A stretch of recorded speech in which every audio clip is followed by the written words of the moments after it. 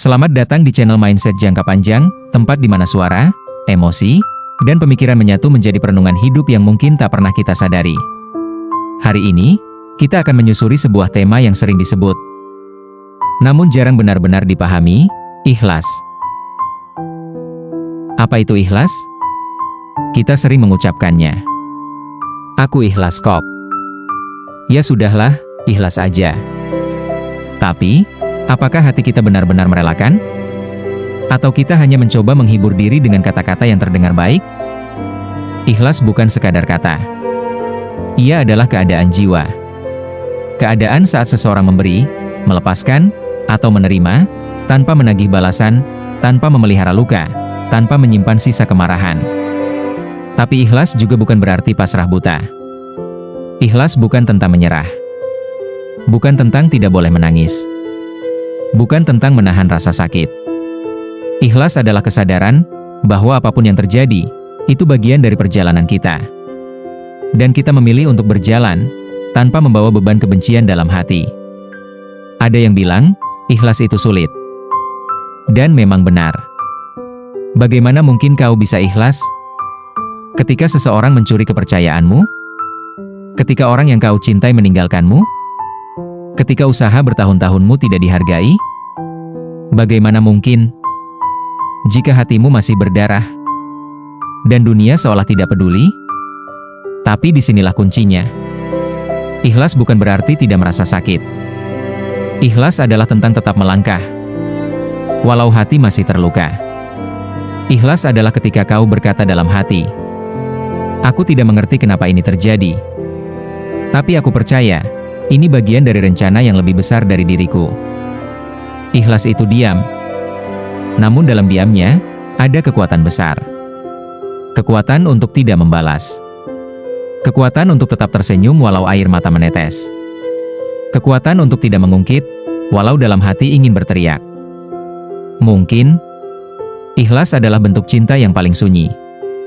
Karena saat kita benar-benar ikhlas, kita tidak butuh pengakuan. Tidak butuh balasan. Bahkan, tidak butuh dimengerti. Kita hanya butuh damai. Dan sekarang, setelah kita menyelami arti ikhlas, pertanyaan berikutnya adalah, bagaimana cara kita mencapainya? Bagaimana agar hati ini benar-benar bisa merelakan sesuatu tanpa sisa? Mari kita lanjut ke bagian berikutnya. Proses ikhlas saat hati masih ingin bertanya. Ada saat-saat dalam hidup ketika kita tahu bahwa kita harus ikhlas, namun hati kita masih ingin bertanya, kenapa harus aku? Kenapa bukan orang lain yang disakiti? Kenapa aku harus kehilangan apa yang sudah kuusahakan selama ini? Pertanyaan-pertanyaan itu tak bisa langsung hilang hanya karena kita ingin mengikhlaskan. Dan disinilah banyak orang tersesat, mengira bahwa tidak boleh bertanya adalah bagian dari ikhlas. Padahal, justru bertanya adalah bagian dari prosesnya. Ikhlas bukan berarti hati langsung tenang. Kadang, hati butuh waktu untuk berteriak. Butuh waktu untuk meratap. Butuh ruang untuk merasa dikhianati. Agar setelah itu, ia bisa pelan-pelan sembuh. Proses ikhlas itu seperti gelombang. Kadang datang marah. Kadang datang rindu. Kadang muncul harapan yang ingin dihidupkan lagi. Lalu patah kembali. Dan patah lagi. Tapi, setiap gelombang itu tidak sia-sia. Karena dalam setiap gelombang, ada bagian dari diri kita yang sedang belajar. Belajar melepaskan. Belajar menerima. Belajar percaya bahwa semua ini bukan untuk menyiksa, tapi untuk memurnikan. Saat kamu bertanya, tapi aku sudah berusaha. Tanyakan juga pada hatimu. Apakah aku berusaha dengan harapan akan dihargai, atau karena aku memang ingin memberi? Saat kamu berkata, kenapa aku kehilangan dia? Tanyakan pula, apakah dia hadir untuk tinggal, atau hanya singgah untuk mengajarkan sesuatu? Ini bukan tentang menolak rasa sakit, tapi tentang memeluknya, dan berkata, aku tahu kamu ada. Aku tahu kamu sakit. Tapi aku juga tahu, kamu akan sembuh. Kita tidak bisa mempercepat ikhlas. tapi kita bisa mengarahkannya. Bukan dengan memaksa, tapi dengan menyadari bahwa setiap pertanyaan yang kita lontarkan adalah pintu untuk memahami makna di balik kehilangan, dan setelah kita mengenali prosesnya, ada satu hal yang sering menghalangi seseorang dari keikhlasan sejati: ego. Ego yang merasa tidak adil. Ego yang ingin diakui. Ego yang belum rela menerima kenyataan. Di bagian berikutnya, mari kita buka tabir tentang mengalahkan ego, gerbang menuju ikhlas sejati. Ada satu musuh yang sering kita abaikan, namun dia selalu ada, diam-diam, menyelinap di balik keputusan kita. Dia adalah ego. Ego bukan sekadar kesombongan. Ego bisa menyamar menjadi luka yang tak mau sembuh. Ia adalah suara dalam kepala yang berkata, "Aku tidak terima. Dia harus tahu aku tersakiti. Aku layak mendapatkan lebih." Saat seseorang menyakiti kita, ego menuntut balas. Saat kehilangan datang, ego ingin menggenggam lebih erat. Saat doa kita tidak dikabulkan, ego berbisik bahwa kita tidak dihargai oleh semesta. Ikhlas tidak mungkin lahir selama ego masih duduk di kursi pengemudi. Karena ego tidak pernah puas. Ia haus pengakuan. Haus keadilan versi dirinya sendiri. Haus untuk selalu menjadi yang benar, bahkan ketika hatinya sedang hancur. Lalu, bagaimana cara kita mengalahkan ego? Bukan dengan membunuhnya, karena ego adalah bagian dari diri, tapi dengan menundukkannya. Kita mulai dengan satu langkah kecil. Menyadari bahwa tidak semua hal harus sesuai kehendak kita. Menyadari bahwa menjadi tenang lebih penting daripada menjadi benar. Bahwa diam kadang lebih kuat daripada argumen. Ketika kita mampu menundukkan ego, barulah hati kita terbuka untuk melihat bahwa mungkin kehilangan ini bukan hukuman. Bahwa mungkin penolakan itu adalah perlindungan. Dan bahwa apa yang terjadi adalah bagian dari proses pendewasaan. Banyak orang menyangka ikhlas itu lemah. Tapi sesungguhnya, yang ikhlas adalah mereka yang paling kuat. Karena mereka telah menaklukkan musuh paling besar, diri mereka sendiri. Jangan lawan dunia dengan amarah.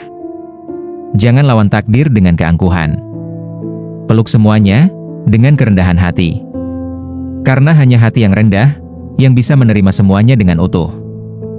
Dan kini, setelah kita berani menundukkan ego, kita mulai bertanya lagi. Apakah mungkin keikhlasan bisa menjadi sumber kekuatan? Apakah bisa kita hidup bukan hanya lebih damai, tapi lebih kuat karena ikhlas? Di bagian berikutnya, kita akan temukan jawabannya. Ketika ikhlas menjadi kekuatan, bukan lagi tentang melepaskan, tapi menjadi. Di titik tertentu, ikhlas tidak lagi hanya tentang melepaskan, tapi tentang menjadi. Menjadi pribadi yang lebih kuat, lebih lembut, lebih dewasa. Karena ia sudah melalui badai, dan memilih untuk tidak menyimpan dendam. Saat seseorang mencapai ikhlas sejati, ia tidak mudah tersinggung, tidak mudah kecewa. Bukan karena ia tidak punya hati, tapi karena ia tahu bahwa semua hal yang datang dan pergi adalah bagian dari alur kehidupan. Ia tidak lagi mengukur nilai dirinya dari pujian atau penolakan. Ia tidak lagi menggantungkan bahagia pada orang lain. Ia tidak lagi memaksa dunia untuk memeluk kehendaknya. Ikhlas telah menjadikannya manusia utuh. Manusia yang bisa menangis, namun tidak tenggelam. Manusia yang bisa memberi, tanpa berharap dibalas. Manusia yang bisa menerima, meski kenyataannya pahit. Dan justru dari sanalah kekuatan lahir. Karena yang ikhlas tidak terikat pada masa lalu, tidak gentar pada kehilangan, dan tidak terobsesi pada apa yang belum didapat. Ia hanya berjalan, melangkah, menjalani hari dengan tenang, karena hatinya tidak membawa beban. Jeda pelan. Ikhlas mengajarkan kita untuk kuat, tapi tidak keras. Teguh, tapi tidak kaku. Bijaksana, namun tetap penuh cinta. Ketika kamu benar-benar ikhlas, kamu tidak hanya menjadi manusia yang lebih ringan, tapi juga lebih dalam. lebih mengakar. Dan orang-orang akan melihat itu. Mereka akan merasa damai saat berada di dekatmu. Karena kamu memancarkan sesuatu yang tidak bisa dibeli. Tidak bisa diajarkan, hanya bisa dirasakan. Kedalaman jiwa. Dan akhirnya, jika ikhlas adalah kekuatan, jika ikhlas adalah kedamaian, lalu apa sebenarnya akhir dari perjalanan ini? Apa yang menanti jiwa yang benar-benar ikhlas? Di bagian terakhir nanti, kita akan merenungkan sesuatu yang paling sunyi, paling dalam, namun paling indah. Hadiah dari keikhlasan. Ikhlas bukan tentang siapa yang menang dan siapa yang kalah. Bukan tentang siapa yang lebih baik. Bukan tentang siapa yang memiliki atau kehilangan. Ikhlas adalah tentang siapa yang bisa tidur dengan tenang. Siapa yang bisa memejamkan mata tanpa beban di dada. Siapa yang bisa tersenyum meski hidup tidak berjalan seperti rencana.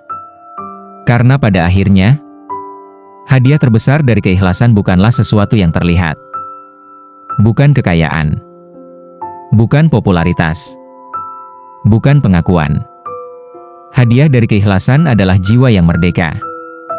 Jiwa yang tidak lagi dikendalikan oleh masa lalu. Jiwa yang tidak terikat oleh dendam. Jiwa yang tidak bergantung pada validasi. Ia hidup, bukan sekadar bernapas, tapi hidup dengan penuh kesadaran bahwa setiap luka telah membentuknya.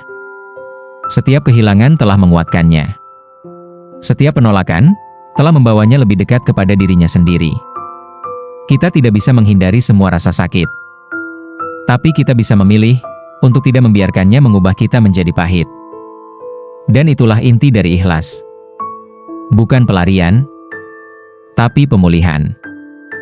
Jika kamu bisa ikhlas, kamu tidak akan lagi takut kehilangan. Karena kamu tahu, yang datang akan pergi. Dan yang pergi, bukan berarti menghilang, tapi menjadi bagian dari pelajaran terindah. Ikhlas adalah bentuk cinta paling murni. Bukan kepada orang lain saja, tapi kepada diri sendiri. Karena kamu memilih untuk berdamai dengan apapun yang tidak bisa kamu kendalikan. Dan ketika kamu sampai di titik ini, kamu tidak lagi bertanya, "Kenapa ini harus terjadi padaku?" Tapi kamu akan berkata, "Terima kasih, karena semua ini terjadi, aku menemukan diriku yang sejati." Terima kasih telah menyusuri perjalanan ini bersama mindset jangka panjang. Semoga kisah tentang ikhlas ini menemani hatimu yang sedang mencari jawaban. Ingatlah, tidak semua luka harus dilupakan. Tapi semua luka bisa dimaafkan. Dan dari sana, kamu akan tahu bahwa ikhlas bukan akhir dari cerita, tapi awal dari kedamaian yang sesungguhnya. Sampai jumpa di narasi berikutnya. Jaga hati, peluk jiwamu sendiri, dan teruslah berjalan dengan ringan.